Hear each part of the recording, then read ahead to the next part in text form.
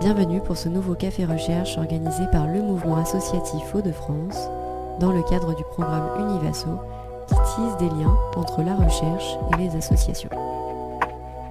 Les Cafés Recherche sont des rencontres régulières et conviviales autour d'une publication récente, un rapport, un article ou plus largement autour d'une question étudiée par la recherche académique et dont les résultats peuvent être utiles au monde associatif.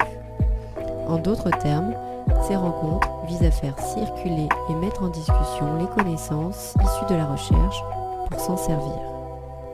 Au café avec nous, des salariés du monde associatif et des fondations, des bénévoles et des chercheurs pour écouter puis échanger sur le sujet. Alors, servez-vous une bonne tasse de café chaud dans un endroit confortable, c'est l'heure de la recherche. Pour ce café recherche, nous nous sommes donné rendez-vous au bistrot coopératif Les Sarrasins à Lille avec Mathilde Renaud-Tinacci, sociologue, Babak Tagavi, politiste et Thibaut Guillon, économiste. Mathilde est docteure en sociologie, chercheuse associée au laboratoire CERLIS et chargée de recherche à l'INJEP. L'INJEP pour Institut national de la jeunesse et de l'éducation populaire. C'est un institut public qui produit des analyses et des données statistiques, qui conduit des recherches et des études sur les démarches d'éducation populaire en particulier et sur la vie associative ainsi que sur leur politique publique en général. Pour en discuter avec elle, Babak Tagavi et Thibaut Guillon, respectivement docteurs en sciences politiques et en économie, et qui sont tous deux chargés de recherche et de transfert à l'Institut Gaudin. L'Institut Gaudin, c'est un institut donc de recherche et de transfert en sciences sociales qui vise à soutenir les innovations sociales. L'Institut produit des recherches sur le monde de l'économie sociale et solidaire et travaille actuellement sur des dispositifs d'accompagnement de l'ESS. Mathilde a produit de nombreux travaux sur la vie associative, récemment autour des modèles socio-économiques des associations, sur la philanthropie et sur les politiques publiques en matière de vie asso. C'est la publication du rapport « Le soutien national à la vie associative, enquête exploratoire sur une action publique émiettée » qu'elle co-signe avec son collègue Emmanuel Porte, qui a motivé l'organisation de ce café. Quand on parle de soutien national à la vie associative, de soutien de l'État aux associations, de quoi on parle ? Et est-ce que ce soutien, il est assuré par plusieurs acteurs ? Est-ce qu'il prend plusieurs formes ? Beaucoup de questions. Plus sérieusement, on a parlé de soutien national à la vie associative parce qu'on ne voulait pas aller vers le terme accompagnement parce qu'on voulait englober le plus largement possible. Englober toutes les pratiques qui visent à professionnaliser, aider le secteur associatif. Et alors que l'accompagnement, on va dire que c'est plutôt quelque chose qui se fait souvent en direct. Il y a un cheminement, on accompagne l'association sur le long terme quand on est une maison des associations par exemple.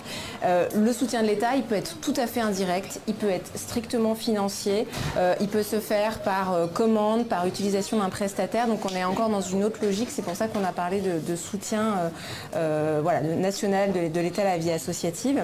Et ce dont on s'est assez vite rendu compte, c'est que le soutien de l'État, en fait, c'est pas simplement l'État, c'est l'État, c'est plusieurs manières de faire dans plusieurs ministères, ça peut être généraliste et ça peut être sectoriel, et puis ça peut être aussi l'État qui demande à des têtes de réseau de prendre en charge le soutien à la vie associative à la place de l'État, mais sous des directives pilotées par l'État. Donc ça, c'est assez intéressant parce que ça fait intervenir les têtes de réseau elles-mêmes, voire parfois des associations nationales ou des plus petites associations pour prendre en charge ce soutien. Ce qui peut-être le dire ici, mais en fait, on s'est rendu compte aussi que tous les ministères, en fait, en tout cas ceux qu'on a étudiés, on en a étudié 15, tous les ministères et leurs directions travaillent avec la vie associative et donc, parce qu'elles travaillent avec la vie associative, mettent en place un soutien à la vie associative qui est, d'ailleurs, peut être explicite ou non explicite. C'est-à-dire qu'on met en place une manière de le soutenir parce qu'on en a besoin pour décliner la politique publique. Autrement dit, il n'y a pas de politique publique sans vie associative. Et ça, en fait, c'est vraiment lisible au niveau des ministères. Alors, je vais vous donner quelques exemples de ministères qu'on a interrogés. Hein, c'est à ce moment-là que je le fais. Donc, on a eu le ministère des Affaires étrangères et de l'Europe, la Direction générale de la mondialisation, délégation pour la coopération et des relations avec la société civile, l'Agence française de développement. On a eu la JEBVA, la direction de la jeunesse, l'éducation populaire et la vie associative qui rattache au ministère de l'Éducation nationale et son bureau du développement de la vie associative. On a eu le ministère de la Culture avec le bureau des pratiques et de l'éducation artistique et culturelle, direction de la création artistique. Ministère des Solidarités et de la Santé, la Direction Générale de la Santé, Division Droit des Usagers, Affaires Juridiques et Éthique, Commission Nationale d'Agrément.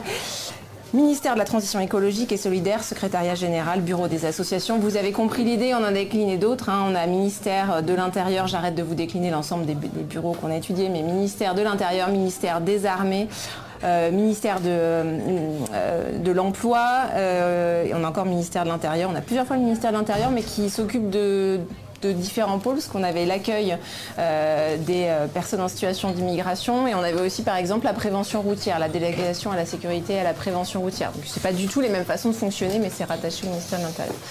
Voilà, à ce stade ça répond. En tout cas, on voit qu'il y a plusieurs ministères qui s'intéressent aux politiques publiques en matière de vie associative et que la lecture n'est pas précise. De votre côté, Thibaut et Baba, vous êtes en train de mener une recherche sur les dispositifs d'accompagnement à la vie associative en Hauts-de-France. Donc là, on a une échelle très nationale. Ta recherche, c'était au niveau national. Vous, c'est plutôt au local. Quand on parle de soutien, de quoi il s'agit de votre côté ? Tu peux dire un mot pour présenter l'Institut ? Oui, oui, d'accord. Ça, j'ai pas fait, moi. On va en dire plus sur l'INGEF aussi parce que c'est intéressant. Donc l'Institut, on est une association qui a vocation à faire de la recherche et transfert, donc produire et mobiliser des connaissances issues du monde de la recherche universitaire académique à destination des acteurs associatifs, acteurs de l'ESS et collectivités publiques. Donc on existe depuis 2008, et effectivement on est une équipe de 8 dont une majorité de chercheurs, docteurs, ex-doctorants, doctorants, donc aussi en économie, initialement on est plutôt des économistes. Et comme voilà, on grandit, on s'ouvre, et donc on accueille aussi des politistes, des sociologues, des gestionnaires. On est plusieurs chercheurs. Et donc effectivement, initialement on a commencé à travailler sur certaines thématiques, des pratiques solidaires, dont la solidarité, ça passe pas par les valeurs ou les statuts, mais aussi par des pratiques, puis l'innovation sociale, les dynamiques territoriales, etc. Différentes thématiques de recherche qui nous ont amenés de fait à travailler avec, à l'articulation en fait, des acteurs publics et des acteurs associatifs et acteurs de l'ESS. Et de plus en plus, on a souhaité thématiser finalement cette, en fait, ce qu'on observait et ce qui était de fait nos terrains, soit de travail, soit de recherche, on l'a de plus en plus thématisé. On s'est travaillé de plus en plus effectivement en relation avec l'association de pouvoir public. Et c'est un peu dans cette idée-là qu'on a lancé la recherche sur l'accompagnement au sein de l'ESS. Alors effectivement, ce n'est pas directement l'entrée vie associative, c'est l'entrée ESS, mais une entrée qui se voulait finalement assez large. C'est-à-dire que ce n'est pas une entrée excluante, mais finalement une entrée qui nous permet d'analyser pas mal de choses, finalement différents types d'acteurs, différents types de positionnements, et donc le fait aussi des accompagnements à la vie associative. Ça me permet de préciser que l'ESS, l'économie sociale et solidaire, on verra en dernière partie de discussion comment on réinscrit la vie asso dans cette catégorie-là. Voilà. Donc, si on entend ESS, économie sociale et solidaire. C'est ça. Donc un chapeau qui se veut très large pour aussi analyser la vie associative, parce qu'on se rendait compte que finalement d'une part, c'est des gens c'est des personnes que l'on fréquente, c'est des dispositifs qui sont structurants dans les politiques de soutien local. Et en même temps, c'était un objet qui était très peu étudié finalement pour lui-même, sur lequel on n'avait pas beaucoup de connaissances, on avait peu d'informations. Donc on s'est dit qu'il y avait vraiment quelque chose à faire en la matière. Et donc j'ai décidé la parole à Baba, qui est le premier de cordée, chef de file un petit peu sur la recherche de l'institution sur ce sujet. Effectivement, moi ça fait un peu plus d'1 an maintenant que je suis à l'Institut Gaudin et mon arrivée coïncide un peu avec le début de ce chantier de recherche sur l'accompagnement, avec, comme disait Thibaut, une espèce d'observation un peu pratique en fait au sein de l'Institut autour du fait que la question de l'accompagnement était assez omniprésente du côté des acteurs, du côté des pouvoirs publics. Mais finalement dans la littérature assez peu étudiée, sauf des cas spécifiques comme le DLA, effectivement avec Simon Cotin-Marx, ou des cas comme le CAE avec Fanny Darbus, qui sont les deux gros exemples en fait. Pour les personnes qui sont moins familières, DLA, alors DLA, dispositif local d'accompagnement, CAE, coopérative d'activité et d'emploi. Et effectivement, cette question de l'accompagnement, en tout cas de projets ESS, de projets associatifs, de projets dans une acception plus large encore, disons alternatifs aux projets d'économie classique, eh ben, c'est quelque chose qui était plutôt sous-investi dans la littérature en sciences sociales. Donc cette recherche concrètement jusqu'à maintenant, donc c'est une recherche en cours en fait, hein, c'est vraiment une recherche en cours qui a vocation à nous emmener sur plusieurs années en fait, sur un temps assez long, avec sans doute différentes étapes de production, mais en tout cas, enfin voilà, c'est un projet un peu structurant dont on est plutôt pour lequel on est plutôt dans la première phase. Et pour l'instant, ça se traduit par alors, comme ça a été dit, c'est à l'échelle des Hauts-de-France, ça se traduit par une trentaine d'entretiens qui ont pu être menés au sein de l'écosystème de l'accompagnement, alors essentiellement avec des accompagnateurs et des accompagnatrices de différentes structures des Hauts-de-France, dans différents territoires, en couvrant à peu près les 5 départements, en essayant de couvrir un peu des territoires un peu plus urbains, des territoires un peu plus ruraux, qui sont toutes des associations à ce stade, effectivement. Et donc également, parmi les acteurs et actrices interrogés, l'animation de réseau et quelques porteurs de projets aussi, et à terme, effectivement, les acteurs publics font partie des personnes qu'on aimerait pouvoir interroger de plus près. Et simplement pour rebondir sur la question initiale et prolonger un peu ce que tu disais sur la distinction entre soutien et accompagnement,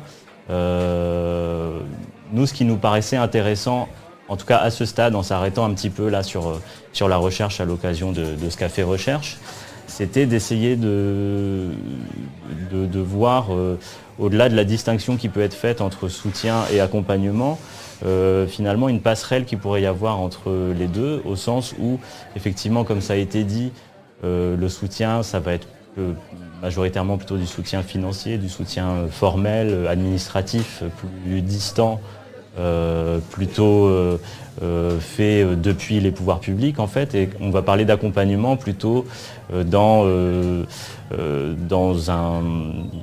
forme d'assistance, pas forcément financière, mais on va dire globalement morale, très interpersonnelle entre l'accompagnateur et la personne accompagnée, et portée effectivement par des acteurs privés et au premier chef desquels les associations.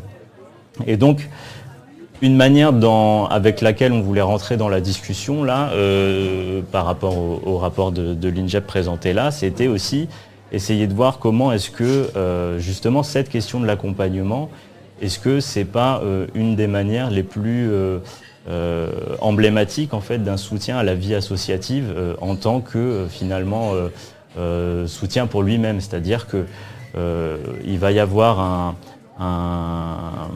une politique d'accompagnement à la vie associative qui, en fait, est sans doute une des meilleures représentations qui soit de l'idée d'une politique associative au sens large et transversale, en fait, indépendamment des secteurs thématiques que ça pourrait recouvrir, quoi. Merci pour ces éléments, ça pose un peu le cadre. Donc on le voit, là on a plutôt une recherche, donc le rapport de l'INJEP qui se situe au niveau national, et on a un regard plus territorial et qui porte sur un des modes de soutien qui se développe, qui est l'accompagnement. Avant de rentrer dans le détail, Mathilde, est-ce que tu veux bien, parce qu'avec Emmanuel Porte, dans ce rapport de l'INJEP, vous avez retracé l'évolution de la politique publique en matière de vie associative à travers plusieurs dizaines d'années. Vous avez fouillé des archives, mené des entretiens avec des agents et des agentes aux carrières plus ou moins longues pour essayer de comprendre ces évolutions-là. Est-ce que tu veux bien nous redire un petit peu ces grandes évolutions, ce que vous avez identifié et finalement quelles places sont données aux associations dans tout ça ? Est-ce que je représente l'INJEP là ou est-ce que... Tu peux représenter l'INJEP là. C'est un acronyme que je me suis pas moi, j'ai moi-même pas traduit, c'est très bien. Non, c'est juste pour le dire très vite. L'INJEP, donc on est un institut qui est rattaché au ministère de l'Éducation nationale et de la jeunesse, un institut public. Et on a 4 grandes missions, je vais le faire très simple. Une mission recherche auquel j'appartiens, une mission statistique publique ministérielle, principalement avec des profils INSEE, une mission, je vais y arriver, évaluation et expérimentation des politiques publiques, qui notamment évalue le SNU. Et puis, on a une autre mission qui est plutôt un centre de ressources et fonds d'archives sur les questions vie associative, jeunesse, sport, éducation populaire, auquel on tient très fortement et avec lequel d'ailleurs on a un partenariat avec la BNF pour le stockage des fonds d'archives. Je ferme la parenthèse sur l'INJEP, mais voilà, si c'est des thématiques qui vous intéressent, voilà, tout est accessible en ligne sur le site. Donc, voilà. Je ferme cette parenthèse, voici ce qu'est l'INJEP et je réponds donc à la question. Effectivement, on a fouillé dans les entretiens qu'on a fait. À chaque fois, on a eu accès à des documents, notamment de personnel jeunesse et sport de l'État, qui avait des fonds d'archives très importants. On a eu la chance aussi de pouvoir travailler avec Chantal Bruno, je ne sais pas si qui était donc, qui est toujours, puisqu'elle les siège toujours au Haut Conseil à la vie associative, qui est une instance de consultation auprès du service du Premier ministre, une instance, j'en reparlerai, mais une instance de consultation et d'expertise sur la vie associative au niveau national et qui est rentrée en fait à Jeunesse et Sport en 1980, donc dans le ministère du Temps Libre. Elle y commençait à l'époque une thèse et elle a suivi en fait toutes les évolutions, recueilli les données, les fonds d'archives et nous en fait elle a pu nous les transmettre, donc on a pu travailler à la fois sur ces fonds d'archives et avec elle, donc ça a été vraiment très précieux. Il faut savoir que c'est pas parce que la vie associative, elle a toujours eu un poids important en France que l'État, les pouvoirs publics l'ont toujours soutenue. C'était pas de fait, et d'ailleurs, encore au cours du XXe siècle, c'est plutôt les œuvres privées qui soutiennent la vie associative. On n'est pas encore dans cette démarche qu'il doit y avoir forcément un lien entre l'État, les associations, la société civile organisée. On a finalement des prémices qui vont arriver du soutien à la vie associative en 1964, ou en tout cas autour de 1964. Déjà à partir de entre 59 et 66, on a les années qu'on appelle les années Herzog. Je ne sais pas si vous avez déjà entendu ce terme, du nom en fait du haut commissaire à la jeunesse de l'époque, où en fait ça va être les années où il va y avoir une flambée des subventions qui vont être accordées, notamment aux associations d'éducation populaire et de jeunesse et aux associations sportives, puisque c'était plutôt son champ à Herzog. Et puis ça va être aussi la grande ère de la cogestion. Alors la cogestion qui est évidemment d'une logique de faire travailler ensemble l'État et les associations, mais dans le cas par exemple de la création du FONJEP, il y a une autre explication à la création du FONJEP, c'est que Bercy va refuser la création d'une ligne budgétaire très importante à l'éducation populaire et donc on va plutôt aller vers du FONJEP et de la cogestion pour quand même soutenir et professionnaliser le monde associatif. Le FONJEP qui existe toujours et qui a toujours ce rôle aujourd'hui d'aide et d'accompagnement à la professionnalisation des associations d'éducation populaire et plus largement, en tout cas celles qui s'intègrent dans le mouvement, je veux dire, plus politique de l'éducation populaire.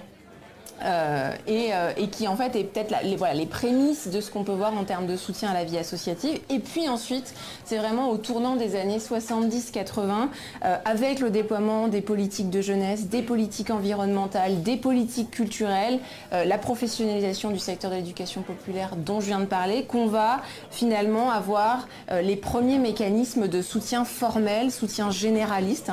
Quand je dis généraliste, c'est au sens de transversal, c'est-à-dire qu'on ne va pas chercher à soutenir forcément par secteur le monde associatif, mais bien on va commencer à esquisser la possibilité peut-être d'une politique vie associative de soutien. Et puis surtout ce qui va finalement permettre d'aller plus loin sur la question du soutien à la vie associative généraliste, c'est toutes les réflexions théoriques qu'on va avoir à ce moment-là sur le temps libre. Peut-être vous avez déjà lu Geoffroy Dumasdier, les ouvrages de Roger Su sur la question des temps sociaux. Ça, c'est des réflexions qui vont être portées dans l'éducation populaire, mais qui vont vraiment imprégner en fait les structures de l'État, et puis qui vont évidemment être davantage marquées au moment où la gauche va prendre le pouvoir. Et évidemment derrière on va arriver sur 82, le passage aux 39 heures. Donc il y a vraiment besoin d'organiser ce temps libre, et donc les associations sont appelées pour aussi permettre d'organiser ce temps libre.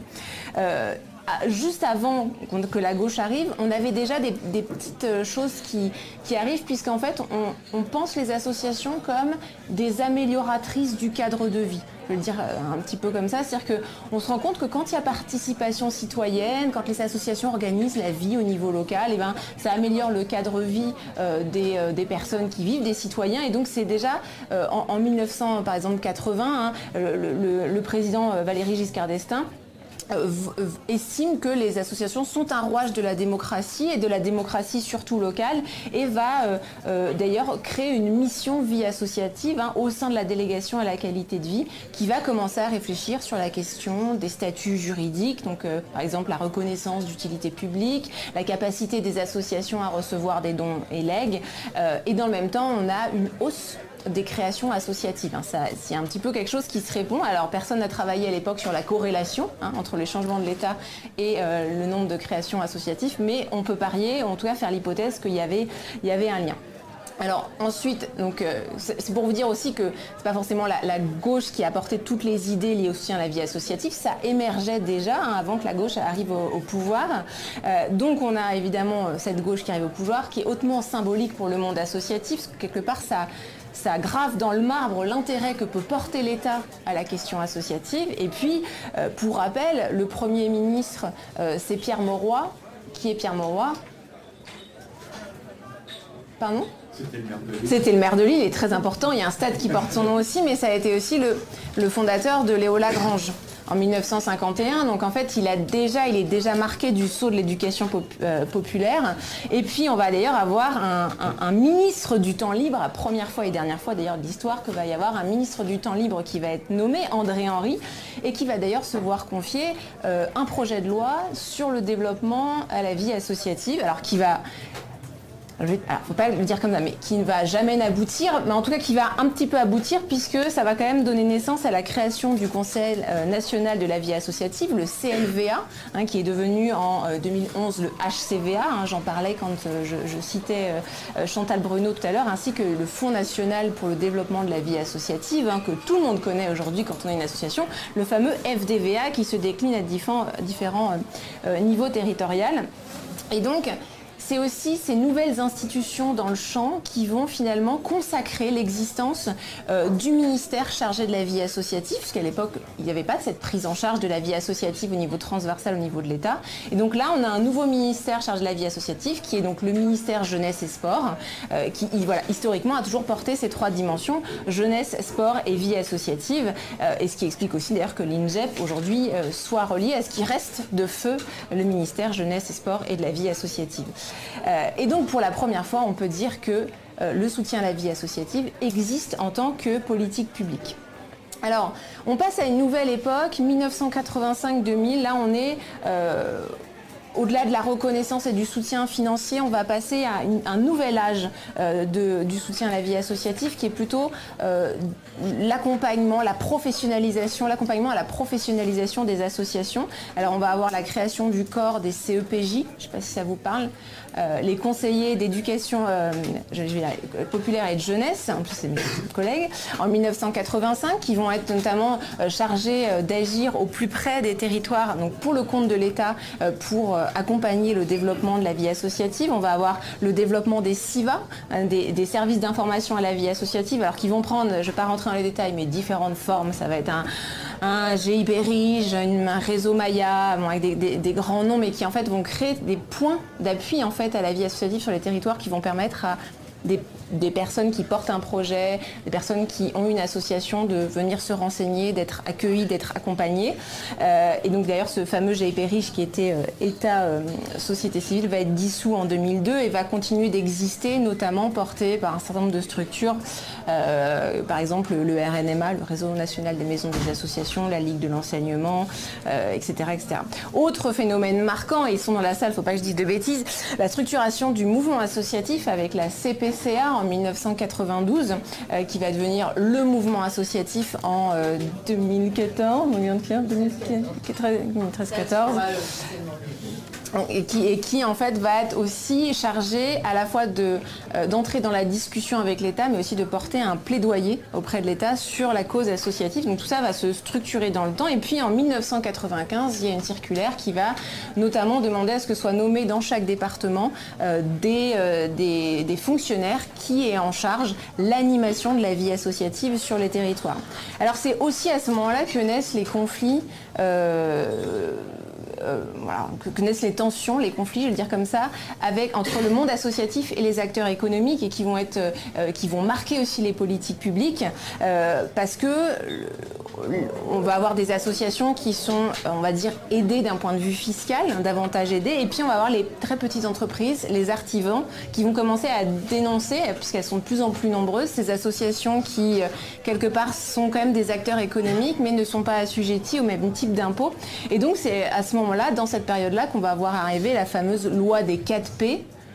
Ça parle à tout le monde, la loi des 4P, qui est produit public, prix, publicité. Je ne reviens pas sur... c'est clair pour tout le monde. Et donc, qui va permettre finalement d'asseoir un petit peu le droit des associations à sortir en fait de la question fiscale au même type, et puis d'asseoir aussi leur utilité sociale, puisque ça va être un marqueur identitaire fort.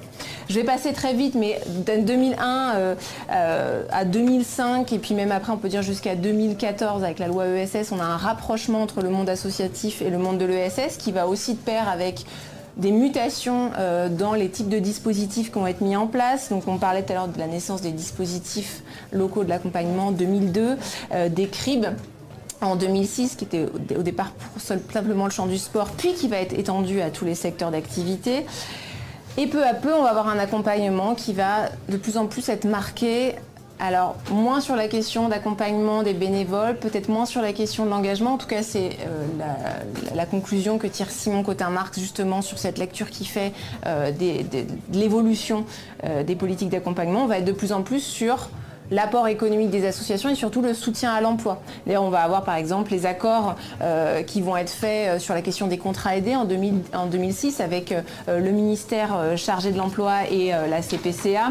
Et puis, on va aussi voir arriver à ce moment-là les premiers travaux reproduits sur la connaissance du monde associatif. Ça va de pair, c'est-à-dire qu'on s'intéresse, on en parlait un peu, on s'intéresse au monde associatif en tant qu'acteur économique et du coup on se dit peut-être ce serait intéressant de mieux le connaître. Et donc c'est à ce moment-là qu'on va avoir vraiment des premiers travaux. Alors, les tout premiers étaient dans les années 90, mais là on va vraiment avoir une structuration de la connaissance autour du monde associatif, notamment développement de la connaissance statistique des associations portée par l'INSEE en 2006. Et puis on va aussi avoir le répertoire national des associations qui va être mis en place à la même époque. Et puis la dernière période, mais qui nous reste à analyser, c'est plutôt celle qui est toute récente, qui vient après la loi de 2014 sur l'ESS, qui est 2016-2021, avec ce qu'on a appelé, et qu'il faudrait évaluer maintenant, les tentatives de rénovation du soutien à l'accompagnement, avec notamment le travail qui est actuellement fait sur Guidasso, qui d'ailleurs n'est pas encore développé de la même façon dans tous les territoires, puisque certains territoires, certaines régions rejoignent seulement le dispositif, on rejoint seulement le dispositif sur 2024, et puis certaines régions comme le Grand Est n'y sont pas encore, c'est plutôt sur 2025. Guidasso, ça parle à tout le monde, pas ? Ouais, des oui, donc je ne développe pas plus peut-être sur le sujet. Est-ce que j'ai répondu à la question ? Oui, c'est déjà pas mal. Donc on voit qu'il y a comme l'histoire est un peu mouvementée du soutien à la politique, à la vie associative. Lorsqu'on a préparé cette rencontre, tu soulignais aussi le fait que, assez rapidement, parce qu'après on passera la parole, qu'on était quand même un peu ballotté de ministère en ministère. Qu'est-ce qu'il en est aujourd'hui ? Qui sont les ministères qui ont en charge la vie asso ? Est-ce qu'il y a une coopération entre ces ministères? Est-ce qu'on est dans une espèce de constellation un peu bizarre?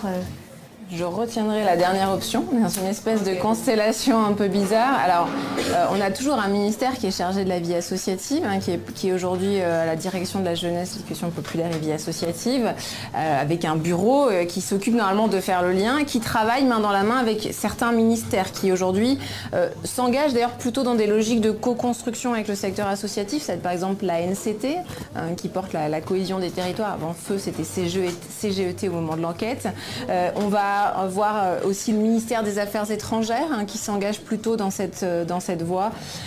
Et puis, on se rend compte en fait que depuis les années 2010, on a plutôt alors que les assises de la vie associative, au passage des années 2000, avaient renforcé un peu la cohésion des ministères sur la question vie associative, il y a plutôt un délitement en tout cas du dialogue entre les ministères autour de la question de la vie associative, alors qui s'explique pour plein de raisons, le renforcement aussi de la logique de silo dans les ministères, mais pas que, c'est aussi la question des moyens accordés au fait de se parler et coordonner une politique, ça coûte cher. Il faut y mettre des moyens. Il faut pouvoir mettre sur la table et dire on veut effectivement une politique structurée, structurante où tout le monde se parle. C'est pas le cas et c'est de moins en moins le cas. Et donc c'est vrai qu'un certain nombre d'agents qu'on a rencontrés, de hauts fonctionnaires qu'on a rencontrés dans le ministère, nous ont dit mais en fait j'avais des interlocuteurs, j'en ai plus. Dans certains ministères, du coup, j'abandonne. Et du coup, avant, on avait des moments de réunion où on pouvait tous se parler. Aujourd'hui, c'est plus le cas, même si, encore une fois, il y a certains ministères qui ont pris l'habitude de travailler ensemble. Voilà, ANCT, MAE, même la culture sur certains points. Ils sont habitués, mais certains sont complètement extérieurs, en fait, aux discussions qui portent sur cette dimension un peu généraliste de la vie associative. Par exemple, le ministère de la Défense, ils ont effectivement une petite politique de soutien à la vie associative, mais ils la pensent pas. C'est-à-dire que nous, en observateur extérieur, on va dire oui, il y a une trace de quelque chose, ils font effectivement du soutien parce qu'ils ont besoin des associations, mais en fait, eux, c'est pas du tout pensé, c'est pas réfléchi. Il n'y a pas de doctrine de politique publique ou de finance, enfin, doctrine de financement, si, mais il n'y a pas une doctrine de politique publique et stratégique pour soutenir les associations. Et donc ça, je pense que c'est ce qui fait un petit peu la différence aujourd'hui. On n'a pas cette lisibilité et ce dialogue et cette réflexion autour des politiques vie associative au niveau national. Merci. Tu parlais d'une espèce d'ère de la tentative de rénovation de la politique d'accompagnement. Est-ce que ça vous parle côté Gaudin, Institut Gaudin? Est-ce que Babak et Thibault, dans vos recherches sur les dispositifs d'accompagnement, qu'on distingue quand même du soutien à la vie asso qui est général, l'accompagnement c'est une forme de soutien qui est quand même très spécifique. Vous l'avez dit, qui est plutôt dans la relation, qui n'est pas forcément financière, et qui là, pour le coup, sur votre terrain, est porté par des assos. Donc c'est des assos qui soutiennent des assos. Qu'est-ce que vous pouvez nous en dire, en fait, à l'échelle régionale là, de ce terrain En tout cas, pour faire le lien aussi avec tout ce que tu disais, Mathilde, sur justement comment est-ce qu'on peut identifier finalement une politique associative au sens généraliste du terme, en fait. Et comme tu le disais, il y a sans doute ce qui constitue un des faits les plus marquants en fait sur cette dernière période que tu as identifié, qui est Guidasso en fait, et qui rentre pas du coup dans la temporalité de votre rapport comme tu le disais, et qui sans doute peut être justement vu comme disons une traduction assez concrète en fait d'une politique associative en finalité en fait, qui prend l'association comme objet, qui prend le modèle associatif en tant que tel comme redevable finalement d'une action publique indépendamment des traductions sectorielles qu'il peut y avoir. Et tout le monde identifiait Guidasso ici, mais peut-être pour revenir un tout petit peu sur la manière dont ça a été construit, et à mon tour je parle sous le contrôle du mouvement associatif. Mais on est totalement sous le contrôle du mouvement associatif. Là, ça montre le pouvoir quand même. Ça montre le pouvoir.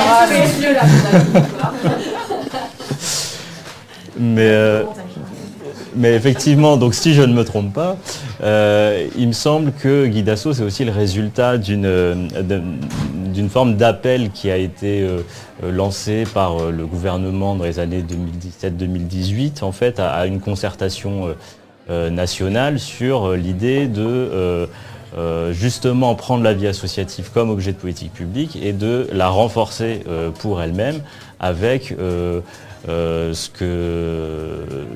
qu'a pu en dire par exemple la direction de la JEPVA, si je ne me trompe pas, l'idée qu'il y a eu une prise de conscience en fait dans les services de l'État autour du fait que finalement les associations constituent un outil privilégié en fait d'action publique et qu'il faut pouvoir sortir de cette, il faut aussi pouvoir sortir de cette logique de silo dont tu parlais et de renforcer un peu ce socle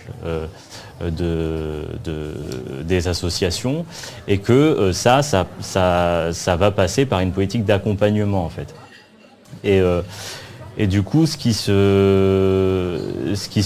s'est un peu joué là, c'est que en fait, cette demande de structuration, de renforcement de la question de l'accompagnement, c'était aussi une demande forte du plaidoyer associatif en fait. Et il y a une rencontre quelque part, qui serait sans doute à affiner, mais en tout cas on peut le comprendre comme ça aussi. Il y a une rencontre qui se joue à ce moment-là entre un élément fort du plaidoyer associatif qui est il faut renforcer l'accompagnement parce que justement c'est un enjeu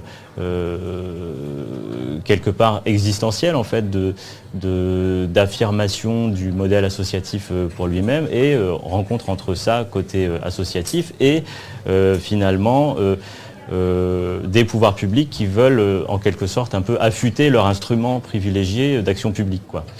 Et ça fait partie des choses qui, me semble-t-il, ont permis aussi Guid'Asso au sens de dispositif national. Alors ensuite, ça s'est traduit par une phase d'expérimentation, préfiguration avec 3 régions, dont notablement les Hauts-de-France en fait, puisque en grande partie le design de Guid'Asso a été calqué sur ce qui avait pu être fait ici avec le réseau PIVA, que ce soit en termes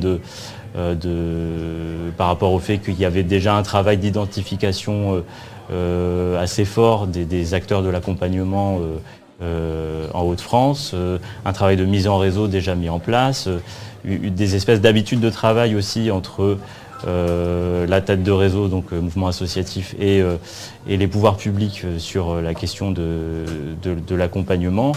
Et puis même dans la manière de designer la chose entre différents niveaux d'accompagnement, ex-PIVA et PIVA+, aujourd'hui avec les différents niveaux d'accompagnement. Donc ça, quelque part, quelque chose qui vient plutôt des Hauts-de-France et avec aussi toujours voilà, dans cette idée d'interroger la politique associative comme finalité du côté État. J'ai l'impression aussi que ce qui a été injecté en supplément depuis Guid'Asso, en fait, c'est des éléments de mission de service public, en fait. C'est-à-dire que finalement, quand on regarde de près la charte nationale du label Guid'Asso, il y a des éléments qui renvoient à une mission de service public, un principe d'universalité, une grande attention qui est portée à la question des disparités territoriales, en fait. Et du coup, c'est une des grandes priorités, en fait, du dispositif, c'est de mailler le territoire, et y compris avec une logique en reprenant un peu les logiques de cartographie administrative, en fait, il faut au moins une présence de Guid'Asso par EPCI, etc. Et donc tout ça, c'est finalement des choses qui renvoient à une mission de service public, et finalement Guid'Asso témoigne un peu, de manière privilégiée, me semble-t-il, de ce qui pourrait être une politique associative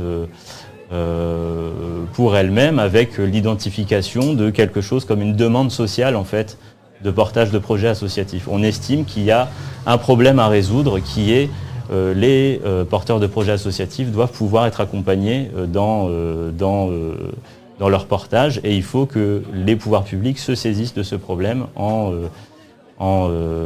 mettant en place un accompagnement. Alors avec une dimension paradoxale, c'est-à-dire que c'est à la fois ici, quelque part, une politique publique en finalité, mais en même temps en s'appuyant, comme tu le disais, sur des associations pour la mettre en œuvre. C'est-à-dire que cet accompagnement, il est porté par les associations qui, elles-mêmes, deviennent instruments d'une politique associative, en fait.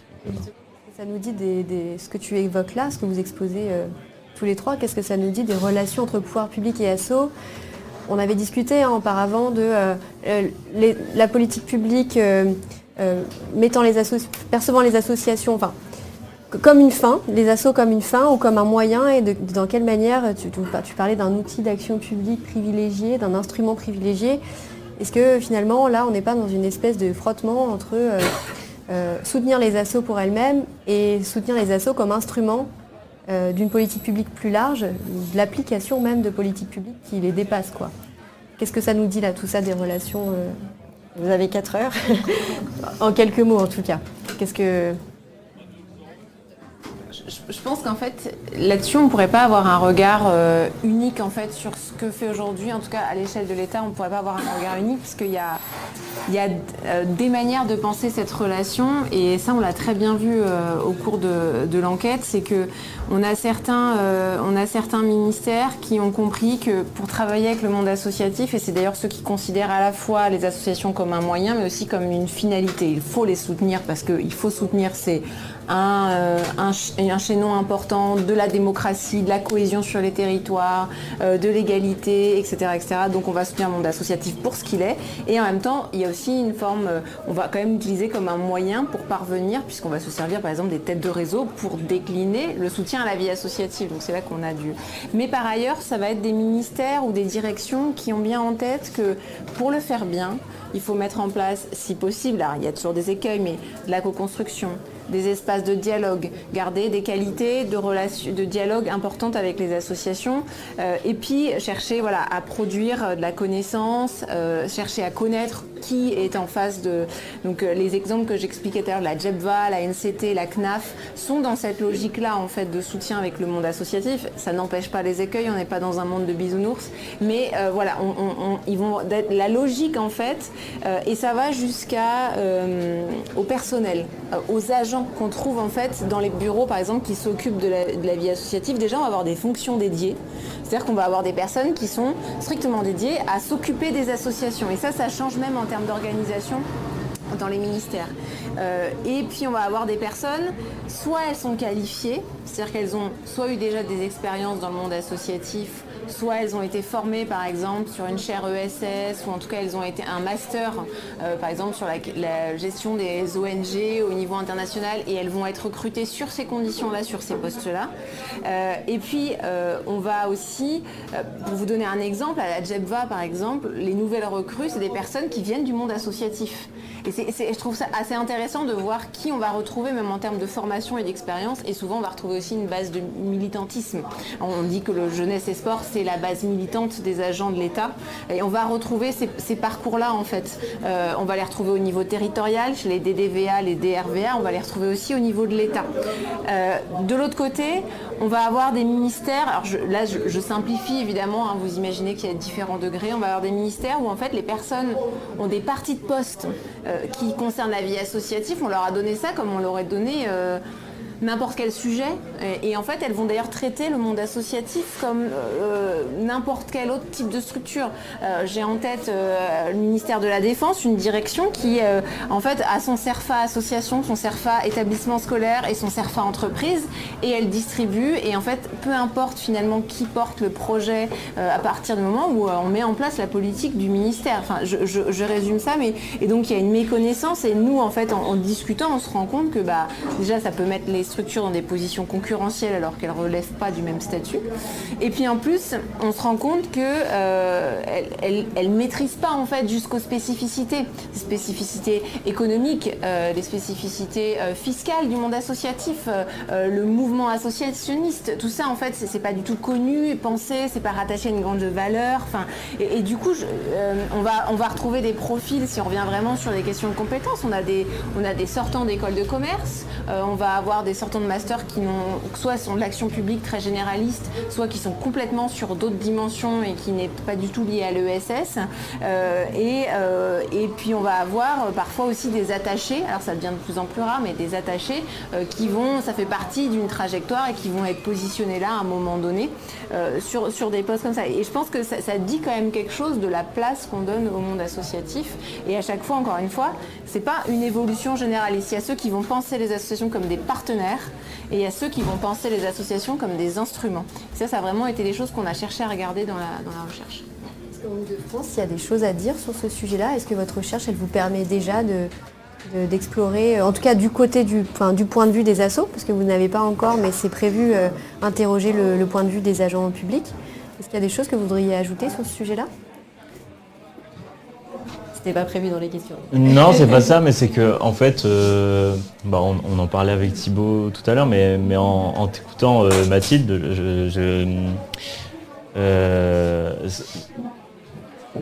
on se demandait en fait si toi de ton côté tu avais pu observer à ce stade ou pas, parce que ça déborde aussi peut-être du rapport, mais du coup quel type d'évolution sur ces questions-là depuis le passage de jeunesse et sport à éducation nationale en fait? Est-ce qu'on observe du coup alors peut-être certaines formes de continuité, mais peut-être certaines formes de rupture aussi sur la manière justement d'envisager la vie associative pour elle-même ou encore une fois comme instrument, quoi.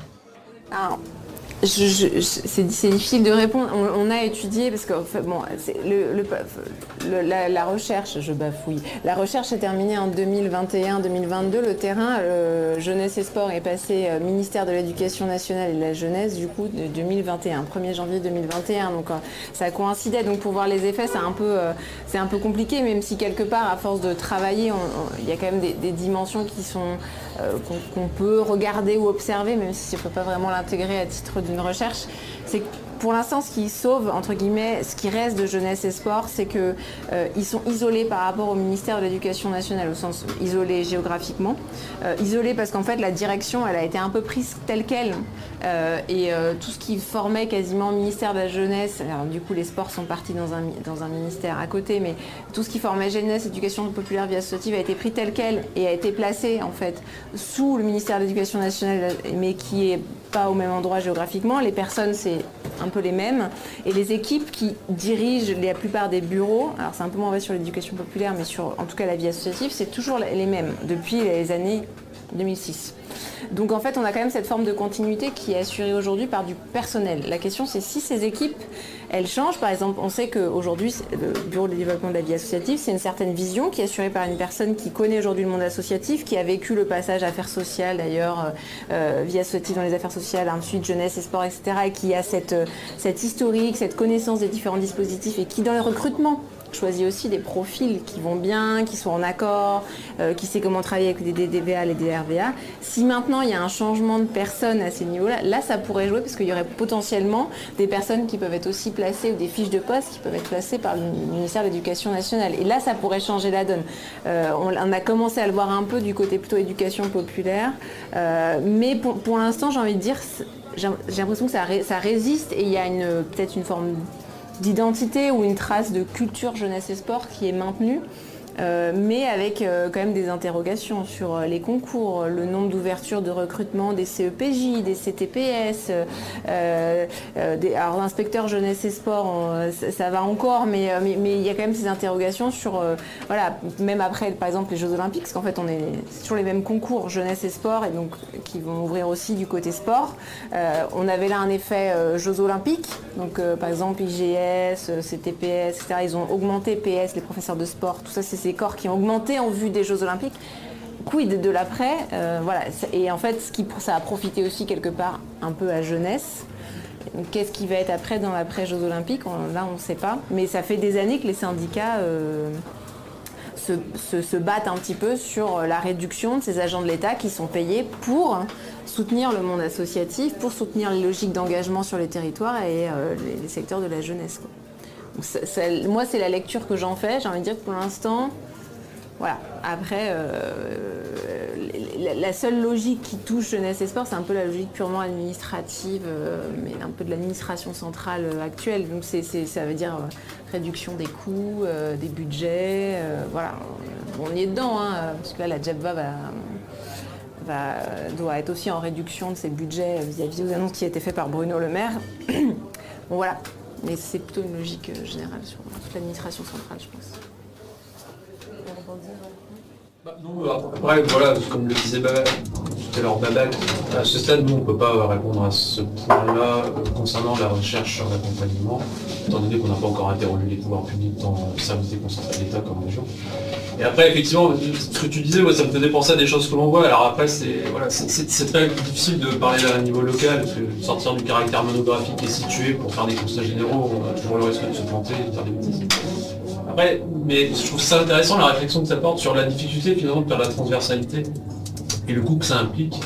Et ça me fait penser à des configurations que nous on voit au niveau local. Je pense ne serait-ce qu'à la recherche qu'on a fait avec le mouvement associatif là, dans le cadre de l'Univaso, sur 4 associations de terrain occupées en politique de la ville, et du coup qui étaient financées et appuyées par la vie associative de l'agglomération de Amiens. Et finalement, la difficulté pour ce type de service intrinsèque est de fait d'assurer une transversalité entre les secteurs. On voit qu'effectivement, c'est toujours compliqué et c'est toujours dépendant de plein de choses. D'une part, déjà, le service, comment il est doté, les moyens qui sont les leurs, les interlocuteurs, la continuité des interlocuteurs sur place, effectivement, dès qu'il y a du turnover, c'est extrêmement compliqué. Et ça me fait penser aussi aux politiques de la ville. On voit que là aussi, en plus, c'est des politiques qui peuvent être parfois contestées.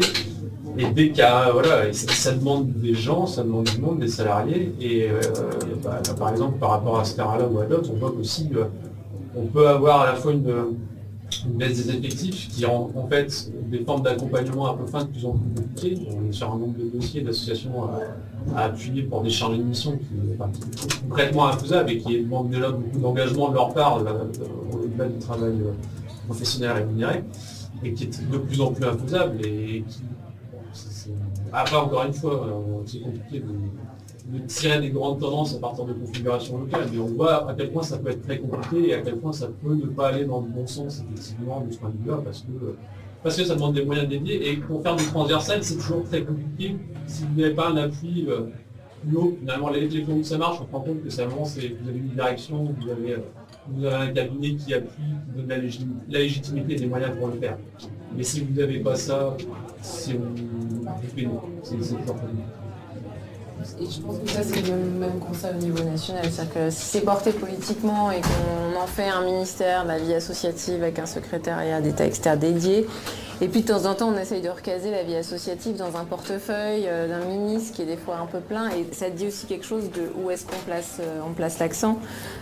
Et je pense qu'effectivement, la JEPVA, c'est une question Henri Tournel, c'est-à-dire ça fait des années qu'elle se questionne sur son pouvoir de produire de l'interministérialité sur les questions de vie associative, notamment parce que ça touche tous les ministères. Et en fait, la question se repose sans que la solution ne soit pas donnée, mais la solution, elle est un appui politique, des moyens, une capacité de coordination. En fait, mais pour le moment, c'est pas on n'est pas dans ce là, même si Guy Dassault, à mon sens, c'est une réelle évolution. Et moi, j'ai hâte qu'on puisse avoir entre les mains, encore une fois, les résultats de des évaluations qui vont être faites sur Guy Dassault, parce que ça peut aussi donner le là à justement la politique associative de demain, cette manière de procéder, cette manière de fonctionner, et puis avec ce côté ad hoc par territoire. Moi, je suis un peu le Guy Dassault en Creuse, par exemple. C'est à l'image du territoire, les acteurs qui sont engagés, qui animent aux côtés de l'État, et pour le coup, ça marche vraiment main dans la main entre les services déconcentrés de l'État et les têtes de réseau qui portent. Et je pense que ça se fait un peu en dentelle avec les besoins des territoires, les acteurs qui s'y trouvent.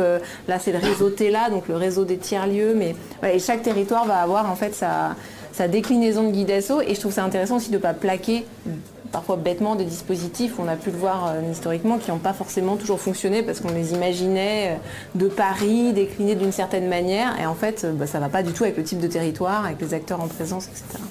Là, on n'a pas une politique publique très descendante qui va s'appliquer et s'imposer, mais plutôt une forme alors c'est un terme un peu galvaudé, mais co-construction, en tout cas, il y a vraiment un dialogue entre les pouvoirs publics et la vie asso. Le cadre est donné en fait. L'État ne fait que donner le cadre et la ligne de direction à un tableau de moyens. Et puis ensuite, il y a Guy Dassault qui se lance, mais aussi parce qu'il y a justement, ce qui est au cœur de Guy Dassault, c'est quand même le co-engagement des animateurs, de l'État, et puis des têtes de réseau, ou des réseaux, ou des assos qui vont s'y trouver. Enfin, je pense que c'est ça qui en fait un vrai intérêt. J'ai pas du tout présenté les typologies. Je sais pas si c'est grave ou pas grave. De soutien ? Ouais. Peut-être qu'on pourra en parler dans la discussion après. Donc là, on a encore 5 minutes comme ça de table ronde et puis ensuite on pourra échanger ensemble, préparer vos questions.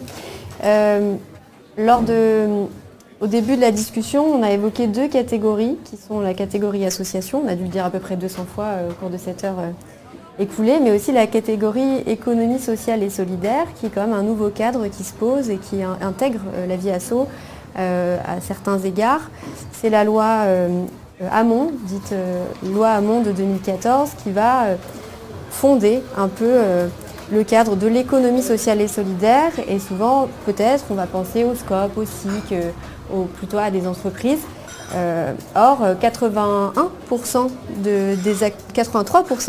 des actrices de l'ESS sont des associations.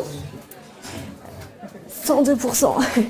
Et donc, qu'est-ce que ça nous dit là, ces catégories qu'on mobilise? On parlait tout à l'heure qu'il y avait un peu un glissement quand même à partir du moment où les assos sont considérés comme des acteurs économiques. Paf, c'est intéressant.